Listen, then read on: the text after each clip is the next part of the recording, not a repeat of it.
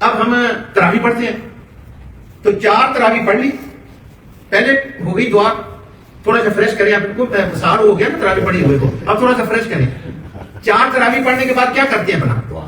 یاد ہے کسی کو؟ سبحان اللہ، وہ دعا۔ اچھا وہ دعا ہے یا اس کو حمد یا تسبیح کہنا چاہیے؟ دعا ہی ہے، چلو دعا کہیں کہ اللہ تعالیٰ کے حضور وہ دعا ہے۔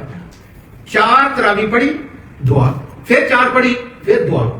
اب یہ ہر تراویح کے بعد دعا جو ہے نا، یہ ہم کرتے ہیں، اللہ کو عرض کرتے ہیں کہ یا اللہ ہم کچھ نہیں، تیرا شکر ہے کہ تو نے اپنے دربار میں ہمیں حاضر کیا اور اپنی حمد و ثنا کرنے کی ہمیں توفیق عطا فرمائی۔ اب 4 تراویح کے بعد دعا کا جو مسئلہ ہے وہ یہ ہے کہ یہ کس طرح سے شروع ہوئی ہے یہ دعا۔ بس ایسا ہوا پرانے زمانے میں، پرانے زمانے کا مطلب یہ ہے کہ صدیاں پہلے یہ تھا کہ مکہ شریف کے اندر بھی تراویحیں پڑھی جاتی تھی، حرم شریف کے اندر۔ تو جو وہاں کے امام تھے، ائمہ تھے، وہاں کے جو عالم تھے، یعنی میں 1000 سال پہلے کی بات، اس سے بھی پہلے کی بات کر رہا ہوں، یہ تبع تابعین کے زمانے کی بات ہے، صحابہ کے بعد کے زمانے کی بات ہے۔ جو اس وقت کے علماء تھے انہوں نے ایک اچھی بات سوچی، انہوں نے کہا کہ جب ہم تراویح پڑھتے ہیں تو ہم حرم میں تراویح پڑھتے ہیں، کعبے میں، تو ہم کیوں نہ اس کا ایکسٹرا بینیفٹ لیں،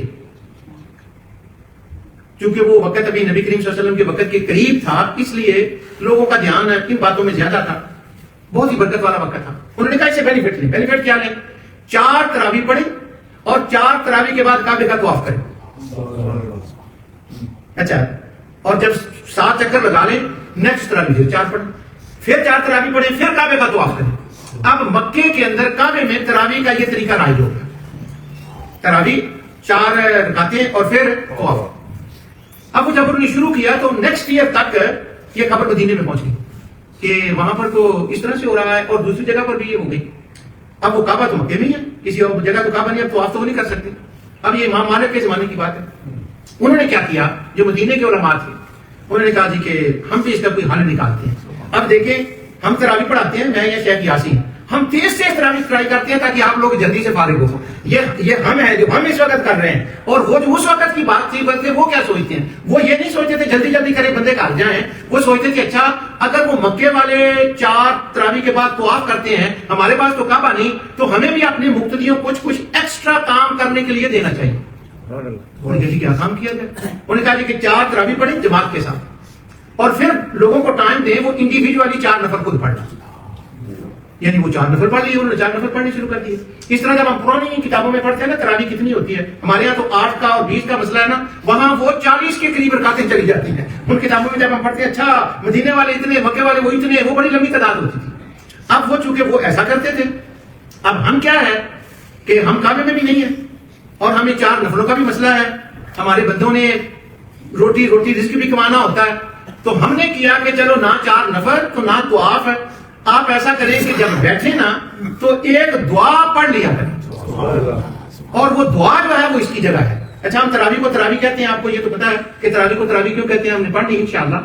تراویح لفظ نکلا ہے راحت سے۔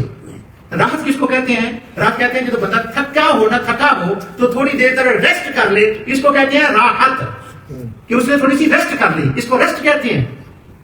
اب تراویح کو تراویح کیوں کہتے ہیں، صلات کیوں نہیں کہتے، نفل کیوں نہیں کہتے؟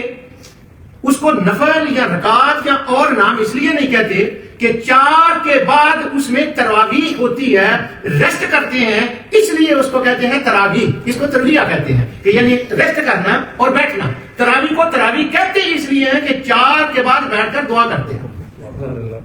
اب وہ کوئی بندہ ہوتا ہے وہ کہتا ہے اچھا تسی یہ 4 یہ کر کے نا آپ کرتے ہیں، شیخ یاسین صاحب پڑھتے ہیں، دعا پڑھتے ہیں سبحان اللہ، وہ ذرا اور تھوڑا سا لیٹ ہو جاتا ہے، اگر دعا رہن جو ہوتے کیڑی کوئی امید ضروری ہے پتر، اگر دعا کر دی ہے تو تراویح ہی نہ رکھے، پھر تو کوئی چیز ہی اور ہو جائے۔